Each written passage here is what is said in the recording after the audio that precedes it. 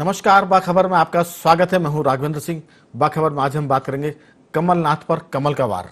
असल में जब से मुख्यमंत्री के पद से कमलनाथ हटे, भाजपा के कृषि मंत्री कमल पटेल और खुद भाजपा का जो कमल निशान है, शिवराज सिंह चौहान है, ज्योतिरादित्य सिंधिया है, ये कमलनाथ सरकार पर वार किए जा रहे हैं। आज जो बात एक बार फिर सामने आई है वो ये कि कमल पटेल ने कहा है कि किसान मध्य प्रदेश के जो हैं कमलनाथ पर मुकदमा दर्ज करेंगे। यानी नाथ की अब खैर नहीं है, ये कमल पटेल कह रहे हैं। यानी मध्य प्रदेश में नाथ पर होगा मुकदमा। उसकी वजह ये कमल पटेल ने कहा है कि किसानों के लिए कांग्रेस ने कहा था कि वो 2 लाख तक का कर्ज माफ करेगी, लेकिन 15 महीने बाद भी किसानों के 2 लाख तक के कर्ज माफ नहीं हुए। कांग्रेस ने साफ कहा था कि सहकारी बैंकों, सहकारी साख समिति और कमर्शियल बैंक में अगर किसानों के ऊपर 2 लाख का कर्ज है तो कांग्रेस उनका कर्जा माफ करेगी। लेकिन कमल पटेल ने मंत्री पद संभालने के साथ ही लगातार कमलनाथ की सरकार पर आक्रमण किया है कि उन्होंने किसानों के साथ धोखाधड़ी की है। ये आपराधिक प्रकरण है, इस पर मुकदमा दर्ज किया जाएगा। हालांकि इस मामले में शिवराज सिंह चौहान ने सीधे कोई बात नहीं की, लेकिन सरकार में अगर कोई मंत्री कुछ कहता है तो वो सरकार की बात मानी जाती है। तो इस महत्वपूर्ण मुद्दे पर हमारे साथ टेलीफोन लाइन पर चर्चा करने के लिए मौजूद हैं 3 विशेष मेहमान। किसान नेता केदार शंकर सिरोही, वरिष्ठ पत्रकार योगीराज योगेश और सामाजिक सरोकार से जुड़े रमेश सिंह जी। आप तीनों का बहुत बहुत स्वागत है। तीनों साथी टेलीफोन लाइन पर हैं, केदार शंकर जी, रमेश सिंह जी और योगीराज योगेश जी। मैं हूं रमेश। केदार शंकर जी, दरअसल मैंने आपका भाषण बहुत सुना है। आप जब कहते हैं कि किसानों की बात होती है तो वो ये नहीं कहते कि वो कांग्रेस पार्टी के हैं, वो कहते हैं कि वो किसान हैं। इसलिए बीजेपी कांग्रेस में पड़े बगैर मेरा आपसे सीधा सवाल है कि कमल पटेल जो कह रहे हैं कि कमलनाथ पर मध्य प्रदेश के किसान मुकदमा दर्ज करेंगे क्योंकि 2 लाख कर्ज माफी की बात कांग्रेस की सरकार ने की थी, कांग्रेस पार्टी ने की थी। फिर बाद में कमलनाथ ने पहला हस्ताक्षर इसी आदेश पर किया था कि कर्ज माफ किया जाएगा 10 दिन में। आपको लगता है कि वादा खिलाफी का जो मामला कमल पटेल उठा रहे हैं वो क्या राजनीति से प्रेरित है या सच में किसानों की समस्या को लेकर है? क्योंकि ये एक बात तो साफ है कि 2 लाख तक किसानों के कर्जे माफ नहीं हुए हैं। आपकी राय? जी बिल्कुल, आपने बहुत अच्छा प्रश्न किया। यही मैं पूछना चाह रहा था कि कमल पटेल जो है वो ये तय करे कि ये राजनीति करने का मुद्दा है या किसानों के हित का मुद्दा है। अगर राजनीति का मुद्दा है, उनके साथ इसलिए बन रहा है क्योंकि एक म्यान में 3-4 तलवार हो गई है मध्य प्रदेश में। आप हम सब जानते हैं इसको लेके। वो खुद कृषि मंत्री हैं, उनके साथ एक राज्य कृषि मंत्री बना दिए गए हैं। जो प्रदेश अध्यक्ष हैं BD शर्मा जी, वो खुद भी कृषि के जानकार हैं, कृषि के विद्यार्थी रहे हैं, उनका बहुत बड़ा होल्ड है। और इन सबके सुप्रीम जो हैं, जो मुख्यमंत्री जी हैं शिवराज जी, वो भी किसानों के ऊपर राजनीति करते हैं। तो एक म्यान में 4 तलवार आ गई है, इसलिए ये डिप्रेशन में है, अपने नंबर कहीं बढ़ नहीं रहे। और तमाम जगह से जो खेती का मुद्दा है, आप लॉकडाउन में देखिए बर्बाद हो गए। अभी जो हमारी खेती की व्यवस्था करनी थी उसमें पिछड़ गए, फसल बीमा में पिछड़ गए, फसल खरीदी में पिछड़ गए। तमाम जगह इनको एक डिप्रेशन आया है। तो कहीं ना कहीं कि अपनी पार्टी में नंबर बढ़ाने के लिए इस तरह के बयानबाजी कर रहे हैं। अब मेरा प्रश्न आता है दूसरा उत्तर पर कि अगर कमल पटेल जी वाकई में किसान हितैषी है तो जो अब मुकदमा होना चाहिए। अगर कहीं भी धोखा हुआ है, किसानों के साथ चीटिंग हुई है तो मुकदमा होना चाहिए, उसमें कोई दोहराया नहीं है। पर मुकदमा अगर वहां पर होता है तो पहला मुकदमा कमल पटेल जी ने खुद पर करना चाहिए। उनने 16 घंटे बिजली देने का किसानों से वादा किया था। सैकड़ों लोगों ने मूंग की फसल लगाई, 8 घंटे बिजली नहीं मिली। उनने मूंग खरीदी और रजिस्ट्रेशन का किसानों के साथ वादा किया था। 9-8 हजार की मूंग किसानों ने इस भरोसे रख ली कि हमारा समर्थन मूल्य पे बिक जाएगा। कम से कम 3,000 करोड़ का मूंग किसानों के साथ नुकसान हुआ है, उस पर FIR होनी चाहिए। अगर FIR वाकई में किसानों के लिए करनी है तो रूरल इंफ्रास्ट्रक्चर की जो बात हुई थी उस पर करना चाहिए। जो शिवराज जी ने कहा था मैं एक एक दाना खरीद दूंगा किसानों का, उस पर FIR होनी चाहिए। शिवराज जी ने यह कहा था कि मैं 3 दिन में भुगतान कर दूंगा किसानों का, 3 दिन की जगह आज 7 दिन हो गए, किसानों का भुगतान नहीं हुआ, उनके ऊपर FIR होनी चाहिए। मक्का की फसल खरीदी नहीं हो रही, किसान सत्याग्रह कर रहे हैं, वो पिछड़ गए हैं। अगर वाकई में किसान हितैषी है तो शिवराज जी के ऊपर मुकदमा होना चाहिए। फिर अगर खुद की बात करते हैं तो उनकी हरदा तहसील जो उनका विधानसभा है उसमें एक उनकी जो खुद की समिति है उसमें 2 करोड़ का नुकसान मतलब चोरी हुई है। उस चोरी करने वाले अधिकारी का, उस समिति का रिकमेंडेशन खुद कमल पटेल जी ने किया है, तो वो खुद पहले अपने आप पर एफआईआर करें। दूसरी बात, मध्य प्रदेश में इतना गेहूं सड़ा है, वो मिसमैनेजमेंट से हुआ है। प्रदेश के जो हमारा जो राष्ट्र का संपत्ति है उसका नुकसान हुआ है, तो उसके ऊपर वो करें प्लीज। और आगे आप चलिए, उनने मंडी में कहा मैं सुधार कर दूंगा, हम्माली नहीं लगेगी, आज भी हम्माली नहीं लगेगी, कोई अधिकारी उनकी सुन नहीं रहा है। यही चीजें अगर बात करनी है मैनिफेस्टो की, तो शिवराज जी ने भी पिछले बार 50,000 का बात किया था, क्या वो मुकदमा शिवराज जी पे करेंगे? बिल्कुल। शिवराज जी ने पूरे भाषण में कहा मैं 2100 रुपए में गेहूं खरीदूंगा, गेहूं छोड़िए मैं मट्टी खरीदूंगा। आज वो गेहूं नहीं खरीद रहा है, क्या वो उस पर एफआईआर करेंगे?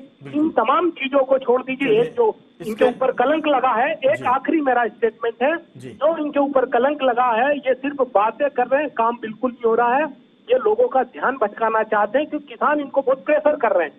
ये प्रेशर इसलिए इनको मालूम है कि जितने भी कृषि मंत्री, किसान नेता कृषि मंत्री रहे, वो हारे क्यों हैं, ये उनको समझ में आ गई है। 14 पत्रक से मध्य प्रदेश में जो किसानों की लूट हुई, जो किसानों के पैसे व्यापारी लेके भागे हैं, उसके ये मंत्री हैं, कृषि मंत्री, क्या उस गुनाह के लिए खुद के ऊपर एफआईआर करें? अगर इनका ये जवाब दे देते हैं, इतने लोगों पे एफआईआर करते हैं, तो मैं खुद उनके साथ जाऊंगा, कर्ज माफी के ऊपर भी एफआईआर करा दूंगा। जबकि उनको ये चीज ध्यान रखनी चाहिए, उनके गांव में 60 लोगों का कर्जा माफ हुआ, उनकी खुद की पत्नी का 14,680 नंबर का जो कर्ज माफी की लिस्ट में नाम है, वहां पर उनका खुद का माफ हुआ है। तो उसके बाद भी अगर ये कह रहे हैं कि हाँ 2 लाख तक का पूरा नहीं हुआ, जो कि मामा जी ने 2 लाख करोड़ का हमसे कर्जा छोड़ के गए थे, पूरे प्रदेश को कंगाल करके गए थे, अगर वो उस गलती को देख के अगर शिवराज जी पे एफआईआर करें तो हम उसका स्वागत करेंगे। चलिए, इतना सब अगर भाजपा सरकार करेगी तो फिर कमलनाथ पर मुकदमा दर्ज होना चाहिए। आपकी बात का मैं ये अर्थ निकालूं क्या? नहीं, इसमें वो चीज पर पहले करके थे ना, कमलनाथ जी ने अगर खुद उस कर्ज माफी में खुद के पास पैसा रखा हो। लौटता हूं, दरअसल मेरी अपेक्षा आपसे ये है आगे भी कि आप किसान बन के बात करेंगे। किसान बन के बात करने में सिर्फ चाहे बीजेपी टारगेट पर आए, चाहे कांग्रेस टारगेट पर आए, क्योंकि मैंने आपका भाषण सुना है, आपने कहा कि जब मेरी पार्टी में कोई मुझसे पूछता है तो मैं कहता हूं कि मैं पहले किसान हूं, या कहीं जाता हूं तो मैं किसान हूं, कांग्रेसी बाद में हूं। मैं लौटूंगा, क्योंकि ये बहुत सारी चीजें हैं जो आपने गिनाई, ये पॉलिटिकल लाइन है। लेकिन एक बात जरूर मैं आपसे पूछूंगा, जिसका उत्तर आप चाहे तो दें चाहे तो ना दें, वो ये कि कांग्रेस पार्टी ने इलेक्शन के पहले कहा था कि सहकारी बैंक, सहकारी साख समिति या कमर्शियल बैंक, उनमें किसानों का 2 लाख तक का कर्ज होगा तो हम उसको माफ करेंगे 10 दिन में, नहीं तो कर्जा माफ, नहीं तो सीएम साफ। तो 10 दिन के बाद 10 महीने गुजर गए, 15 महीने गुजर गए, 2 लाख तक कमर्शियल बैंक का कर्जा माफ तो नहीं हुआ है। अब उसमें जाहिर है कि तर्क हो सकते हैं, वितर्क हो सकते हैं, कुतर्क भी हो सकते हैं कि पहले ये इतना करेंगे तब हम केस दर्ज कराएंगे। मैं लौटूंगा। योगीराज जी, कांग्रेस के अपने तर्क हैं, बीजेपी का साफ कहना है कि उन्होंने कहा था कि हम 2 लाख तक का कर्ज माफ करेंगे, नहीं किया है। किसानों के साथ धोखाधड़ी है, किसानों ने बैंक में किस्त जमा नहीं की, उन पर ब्याज बढ़ गया, उनको बहुत सारी सुविधाएं नहीं मिली, चूंकि वो डिफॉल्टर हो गए थे बैंक के, इसलिए किसानों का बहुत नुकसान हुआ है। क्यों ना कमलनाथ पर मुकदमा दर्ज किया जाए? ये लाइन आपको कितनी ठीक लगती है, या जो केदार जी बता रहे हैं कि किसानों के लिए बहुत सारी गलतियां अभी भी बीजेपी सरकार ने की है, उन पर पहले मुकदमा दर्ज हो, फिर वो चलेंगे कमलनाथ जी के खिलाफ मुकदमा दर्ज कराने? आपकी राय? देखिए राघवेंद्र जी, ऐसा है कि कांग्रेस की जो सरकार आई थी वो आई इसी मुद्दे पे थी। सबसे ज्यादा कांग्रेस ने 150 से ज्यादा पृष्ठों में 1000 से ज्यादा घोषणाएं की थी। इनका जो घोषणा पत्र है वो 150 पृष्ठों से भी ज्यादा का था और 1000 घोषणाएं थी। उनमें सबसे अहम और सबसे प्रमुख थी कि हम किसानों का कर्ज माफ करेंगे, और उसमें ये कहीं नहीं था कि हम कॉमर्शियल का नहीं करेंगे और सहकारी का ही करेंगे, और उसमें सीधा सीधा ये लाइन थी कि हम किसानों का 2 लाख रुपए तक का कर्जा माफ करेंगे। लेकिन जब सरकार आई तो ऐसा कुछ नहीं हो पाया, और सरकार कांग्रेस के नेता बनी, कितने किसानों के लोगों के 50,000 रुपए के भी कर्जे माफ हुए, 15,000 के भी हुए, 10,000 के भी हुए, लेकिन 2 लाख तक का जो कर्ज था वो माफ नहीं हुआ, वो किसानों पर बड़ा भारी पड़ गया। जी, मैं वही तो कह रहा हूँ कि किसान जो आए थे, किसानों को तो यही दिमाग में था ना कि 2 लाख तक के कर्जे माफ होंगे।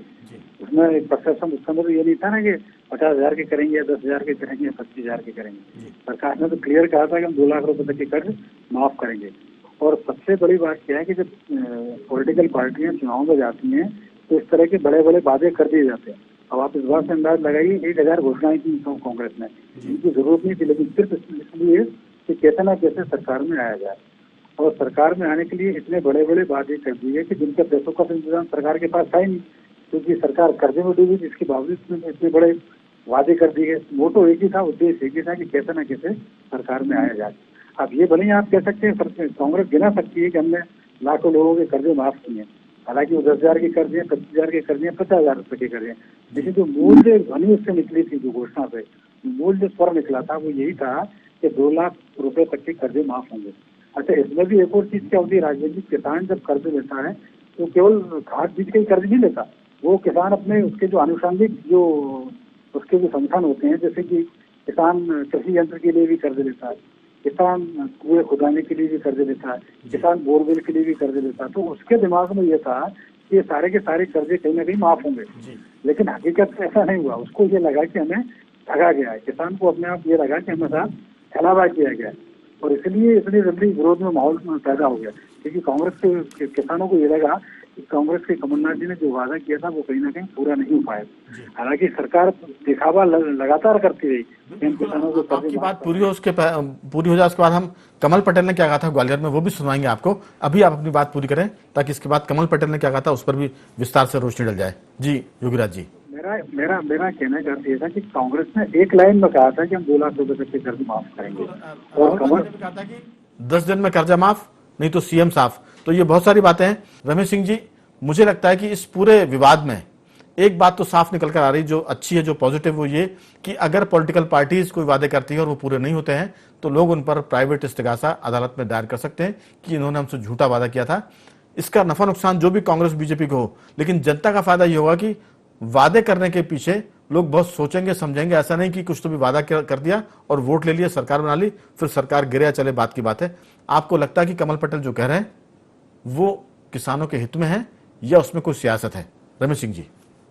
देखिए राघवन जी, इसमें सियासत कमल पटेल की हो सकती है। जो बीजेपी के उपचुनाव होने वाले हैं उसमें इस मुद्दे को वो उठाना चाहते हो, लेकिन इसमें किसानों का और आम आदमी का एक बड़ा फायदा है। अगर ये परंपरा चल गई इस प्राइवेट इस्तिगासा की, तो मैं देख रहा हूँ कि पिछले 70 सालों से राजनीतिक पार्टियों ने जैसे गरीबी हटाओ और बेरोजगारी हटाओ के जो वायदे हैं पिछले 70 साल से चले आ रहे और कभी पूरे नहीं हुए। किसानों के कर्ज माफ का तो अभी ताजा उदाहरण है। इसके अलावा भी हजारों एक राजनीतिक पार्टी अपने भाषण में हजारों वायदे करती है और एक भी वायदा पूरा नहीं करती। अगर प्राइवेट इस्तिगासा की परंपरा डल जाए और अगर ये सुप्रीम कोर्ट और हाई कोर्टों तक मामला चला जाए और ये न्यायिक संज्ञान में आ जाए कि इसको न्यायिक तौर पर स्थापित किया जाए कि कोई भी राजनीतिक पार्टी अगर वादा करती है तो उसकी कंडीशंस अप्लाई होगी, और अगर उसमें भले किसी पार्टी को सजा ना हो, उसमें सुप्रीम कोर्ट एक क्राइटेरिया फिक्स कर दे कि इसमें किसी भी पार्टी की रेटिंग फिक्स होगी कि मतलब किसी वायदे को पूरा करने या ना करने का उस राजनीतिक पार्टी को नुकसान और नफा स्पष्ट रूप से होना चाहिए। अगर ये परंपरा डल जाती है तो ये देश के आम आदमी और किसान सबके फायदे के लिए है। दूसरी बात, आपकी बात को मैं रोक रहा हूं बीच में, हम तीनों साथी पहले सुन लेते हैं कि कमल पटेल ने ग्वालियर में इस मुद्दे पर क्या कहा, कर्ज माफी के मामले में। सुनते हैं उनकी जुबानी। कांग्रेस ने धोखाधड़ी की किसानों के साथ, युवाओं के साथ, महिलाओं के साथ, बुजुर्गों के साथ, हर वर्ग के साथ। कर्ज माफी का वादा हमने नहीं किया, कमलनाथ जी ने किया था, और धोखा कमलनाथ जी ने दिया, इसलिए धक्का दिया ज्योतिरादित्य सिंधिया जी ने, 6 मंत्री और 5 विधायकों ने, और जनता भी अब धक्का देगी। धोखा देकर एक बार जीत सकते हो, बार बार नहीं। और इसलिए मैं आज दावे के साथ कह रहा हूं कि कमलनाथ जी और कांग्रेस का हमेशा हमेशा के लिए खत्म। कांग्रेस ने धोखा दिया किसानों को, किस प्रकार छला। 19 का बीमा 18 का बीमा 31 मार्च 19 को मिल जाना चाहिए था, वो कमलनाथ जी ने नहीं दिया, कांग्रेस की सरकार ने। शिवराज सिंह चौहान जी जब मुख्यमंत्री बने तो 3,000 करोड़ हमने बीमा किसका पैसा डाला। कमलनाथ जी और राहुल गांधी पे 420 और 120 का मुकदमा कायम होना चाहिए, धोखाधड़ी और 420 का। कोर्ट में इस्तिगासा लगा रहे हैं किसान गाँव जाकर, और अभी चुनाव में आने तो इनको जनता पूछेगी, किसान पूछेंगे किस प्रकार धोखाधड़ी की। और इसलिए धोखा देकर एक बार जीत सकते, मैंने कहा बार बार नहीं। सिर्फ सोनिया, राहुल गांधी और प्रियंका गांधी की चाटुकारिता करने वाले लोग ही, बगैर रीढ़ के लोग कांग्रेस में रहेंगे और रीढ़ वाले लोग भाजपा में आएंगे। तो हमने सुना कि उन्होंने कहा कांग्रेस ने धोखाधड़ी की है, 420 का मामला है, 120 धारा भी लगनी चाहिए। उन्होंने राहुल गांधी का भी नाम लिया क्योंकि उन्होंने भी कहा था कि 10 दिन में कर्जा माफ, नहीं तो सीएम साफ। इसके साथ वो ये भी कहते हैं कि जो रीढ़ विहीन लोग हैं वो कांग्रेस में रहेंगे और जिनके पास रीढ़ है, जो अपनी बात पर टिकते हैं, वो भाजपा में आएंगे। रमेश जी, हम इस पूरे मामले में एक अच्छी बात ये देख रहे हैं कि शायद मुकदमे दर्ज हो और इस पर मामला आगे चले तो लोग वादा करने में थोड़ी सी एक तरह से बहुत अमीरी नहीं दिखाएंगे, उन्हीं बातों पर वादे करेंगे जिनका वो पूरा कर सकते हैं। रमेश सिंह जी। राघवन जी, मैं तो बिल्कुल ये प्राइवेट इस्तिगासा किसानों के दाखिल हो, इसके साथ साथ मैं तो ये भी चाहता हूँ कि इसमें कोई संगठन, बड़ा संगठन, चाहे किसान संगठन हो या कोई दूसरे नागरिक संगठन हो, वो PLI, ये जो PIL सुप्रीम कोर्ट में दाखिल है इस बात के लिए कि क्यों ना इन राजनीतिक दलों को किसी न किसी रूप में दंडित किया जाए, जो अपने राजनीतिक वायदे, जो चुनाव के समय वायदे करते उनको पूरा नहीं करते, तो उनकी रेटिंग हो, उनके लिए एक निश्चित मापदंड हो कि इनके लिए क्या दंड हो। बिल्कुल पूछ लेते हैं इस पूरे मामले में। केदार शंकर जी, आपने पूरी बात कर ली, कमल पटेल ने भी हमने सुनवा दिया उन्होंने क्या कहा, लेकिन एक लाइन इसमें जरूर अच्छी आ रही है, वो ये कि आगे से अगर इस तरह के प्राइवेट इस्तिगासा या मुकदमे दायर होंगे तो शायद अगले चुनाव में, हम नहीं कहते कि ऐसा हो ही जाएगा, पार्टियां बहुत सोच विचार करके वादे करेंगी जिनको वो पूरा कर सकती है, उन्हीं वादों की बात करेंगी, बाकी पर शायद हवाबाजी जिसे कहते हैं वो ख्याली पुलावों का जिक्र नहीं होगा। आपकी राय? मैं जी, जो रमेश जी साहब ने कहा, मैं उस बात से पूरा इत्तेफाक रखता हूँ। किसान शोषित रहा है, किसान का वोट बैंक कभी रहा नहीं है, वो जातिगत वोट बैंक रहा, धर्म के वोट बैंक पे रहा। तो जो उसके साथ में सिर्फ मुद्दा सामने दिखाया गया और उस मुद्दे पे पूरा अमल नहीं हुआ। आप देखिए, आय दुगनी करने की बात हुई थी, नहीं हुई। 1.5 गुना कर देंगे, बिल्कुल नहीं हुआ। पूरे देश में इंफ्रास्ट्रक्चर बना देंगे, नहीं हुआ। ड्रिप इरिगेशन का जाल बिछा देंगे, नहीं हुआ। हम कार्गो हब बना देंगे, बिल्कुल नहीं हुआ। तमाम तरह की पार्टियां, चाहे मेरी हो चाहे भाजपा की हो, आती है, बातचीत करती है। अगर ये भारत में नियम बन जाए, किसान के साथ नहीं, गरीब के साथ, इंडस्ट्री के साथ, सभी के साथ की जो वादा किया है, शुरुआत कहीं से भी हो, किसानों के मुद्दे से शुरू हो जाए, फिर ये तो बात आगे बढ़ती जाएगी, रुकेगी नहीं। वो उस बात पे कमिटमेंट होना चाहिए। ऐसा नहीं, एक तरफा न्याय वाली बात नहीं होना चाहिए कि कांग्रेस ने नहीं किया तो उसके ऊपर FIR कर दो। कांग्रेस बीजेपी की बात शुरू से नहीं कर रहे हैं, क्योंकि आपका धर्म है, आप जिस पार्टी से जुड़े हैं, जाहिर है कि उसको डिफेंड करेंगे, लेकिन किसान के नाते जब कोई किसान की बात आती है तो फिर जाति, धर्म, पार्टी सबसे ऊपर उठ के बात होनी चाहिए, क्योंकि किसान अपने आप में देश का धर्म है, दुनिया का धर्म है। क्योंकि अगर वो अन्नदाता भोजन पैदा नहीं करेगा, अन्न पैदा नहीं करेगा, तो फिर किसी भी पार्टी के लोग हो, वो खाना नहीं खा पाएंगे, भूखे सब मरेंगे। जी, मैंने आज ही, कल भी एक पत्र लिखा था कि मध्य प्रदेश सोया स्टेट होने के बाद भी सोयाबीन में हर दिन पिछड़ रहा है, उत्पादन कम हो रहा है।